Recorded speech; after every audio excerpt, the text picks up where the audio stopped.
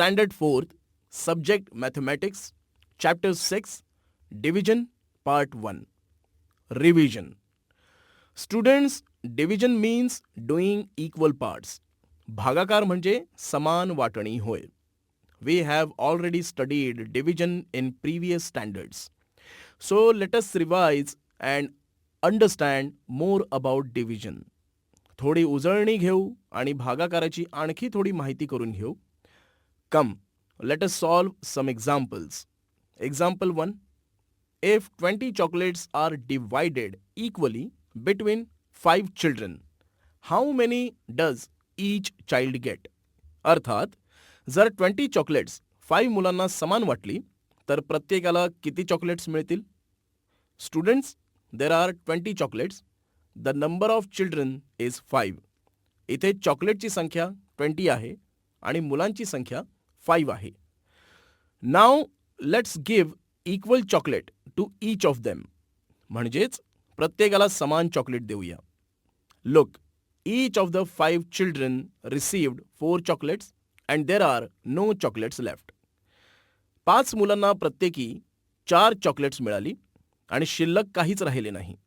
which means chocolates are equally divided. म्हणजेच चॉकलेट्सची समान वाटणी झाली. Now let us solve this example in vertical division arrangement. आता हेच एक्झाम्पल आपण वर्टिकल डिव्हिजन अरेंजमेंट स्वरूपात सोडवू. This is the sign of division. While doing 20 divided by 5, check if 20 is divisible by 5 or not. म्हणजेच 5 ने 20 ला भाग जातो का हे बघावे. Does the number 20 come in the table of 5? म्हणजेच 5 च्या टेबलमध्ये 20 हा नंबर येतो का? Yes, 5 into 4 is equal to 20. Therefore, each child will get 4 chocolates. म्हणजेच प्रत्येकाला 4 चॉकलेट्स मिळतील. Example 2. If 21 flowers are divided equally between 7 children, how many flowers does each child get? अर्थात जर 21 फ्लॉवर्स 7 चिल्ड्रनमध्ये इक्वली डिवाइड केल्यावर प्रत्येकाला किती फ्लॉवर्स मिळतील? Students, in this example total flowers are 21 and it should be divided between 7 children equally. या उदाहरणात एकूण 21 फुले आहेत आणि ती 7 मुलांना द्यायची आहेत. Therefore, we have to divide 21 by 7. म्हणजेच 7 ने 21 ला भाग द्यावा लागेल. 21 comes in the table of 7. 7 threes are 21. Therefore, each child gets 3 flowers. प्रत्येकाला 3 फ्लॉवर्स मिळतील. Example 3. Students, now let's do the division 15 divided by 5 by arranging the dots. म्हणजेच 15 divided by 5 हा भागाकार ठिपके मांडून करू. As 5 is the divisor, let us arrange 5 dots in 1 row. यात भाजक 5 आहे म्हणून एका रोमध्ये 5 डॉट्स मांडू. Let us see how many rows are needed for 15 dots. 15 dots साठी किती rows लागतील हे पाहूया.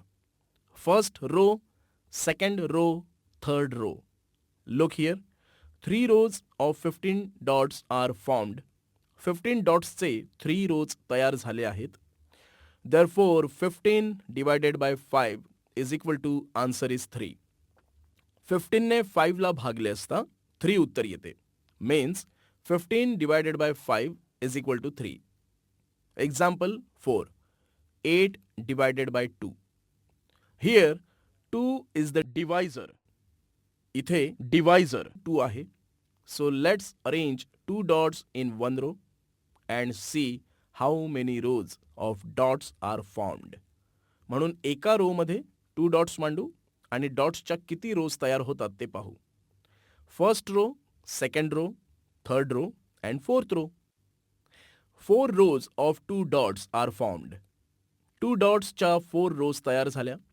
When we say table of 2 till 4 means 2 4s are 8. The answer is 8. जेव्हा 2 च्या टेबलमध्ये 4 पर्यंत आपण म्हणतो तेव्हा 8 आन्सर येते. So 8 divided by 2 is equal to 4.